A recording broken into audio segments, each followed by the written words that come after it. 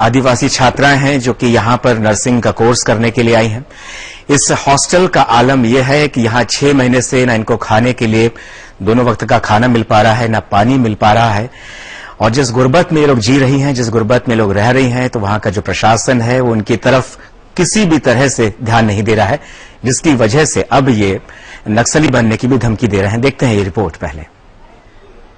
कर देता है वो देने के लिए तैयार नहीं रहते। यहाँ पे हमें खाना नहीं मिल रहा है, तो वैसे में हमारे हालात पूरे खराब हो जाएंगे। नहीं इसे धमकी कहें, गुस्सा कहें या मजबूरी में उठी हुई आवाज। अपने घर परिवार से सैकड़ों मील दूर पढ़ाई करने आई ये लड़कियां यहाँ भूखे रहने को मजबूर हैं। आदिवासी ट्रेनिंग योजना के तहत सरकार इन्हें छात्रवृत्ति देकर यहाँ पढ़ाने के लिए तो ले आई, लेकिन इन्हें मूलभूत जरूरतों के लिए तरसना पड़ रहा है। यहाँ पे हमें खाना नहीं मिल रहा है और हम भूखे सोते हैं। कभी कभी यहाँ पे रोटी नहीं मिलती, कभी चावल नहीं मिलता, कभी दाल नहीं मिलती। ऐसे बहुत सारे प्रॉब्लम हमें आते हैं।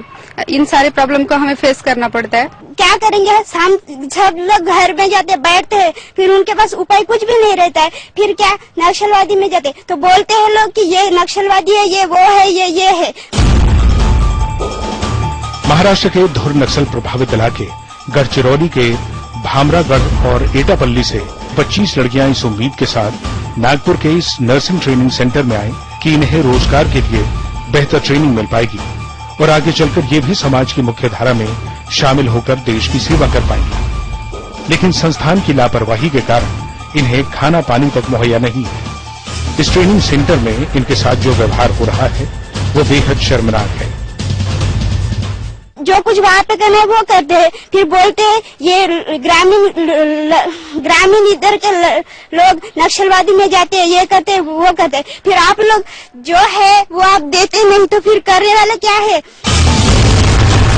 दरअसल सरकार की योजना के अंतर्गत आदिवासी लड़कियों को कॉलेज में ट्रेनिंग के लिए स्कॉलरशिप मिलती है और इस दौरान इनके खाने पीने और रहने का खर्च का जिम्मा अपर आयुक्त आदिवासी विकास बोर्ड का होता है। लेकिन पिछले 6 महीने से अपर आयुक्त ने यहाँ खर्च के लिए पैसों की मंजूरी नहीं दी। इस मामले में जब हमने अपर आयुक्त से बात करनी चाहिए तो उन्होंने कुछ भी बोलने से साफ मना कर दिया। यहाँ पे पल्लवी दरा जो हमारे अपर आयुक्त है वो इसके लिए मना कर रही है। ये उनका ईगो हर्ट हो रहा है और वो अपने प्रेस्टीज बना रखा है, इसके लिए वो किसी भी हालत में देने के लिए तैयार नहीं है। बहरहाल हालत ये है कि ये लड़कियां पिछले 6 महीने से भूखे रहकर या आधा पेट खाकर पढ़ाई करने के लिए मजबूर है। लेकिन अब इनका गुस्सा चरम पर है, वो किसी भी हद तक जाने के लिए तैयार है। ऐसे में ये सवाल उठना लाजमी है कि जिस नक्सल समस्या से उबरने के लिए सरकार लाखों करोड़ों रुपए खर्च कर रही है, नक्सल प्रभावित इलाके के लोगों को मुख्य धारा में लाने की कोशिशें कर रही है, उसका इस तरह के सरकारी रवैये के कारण हश्र क्या होगा। ये लड़कियां यहाँ नर्स बन के जनता की सेवा करने आई थी, लेकिन सरकारी नीति और सरकार के ढूलमूल रवैये की वजह से ये भूखे पेट यहाँ सोने पर मजबूर है। ऐसे में ये लड़कियां अगर वापस गई तो इनका भविष्य क्या होगा और भविष्य में ये लड़कियां क्या बनेगी, ये किसी से छिपा नहीं है। इस समय नागपुर से कैमरामैन गोविंद खेते के साथ हरीश तिवारी।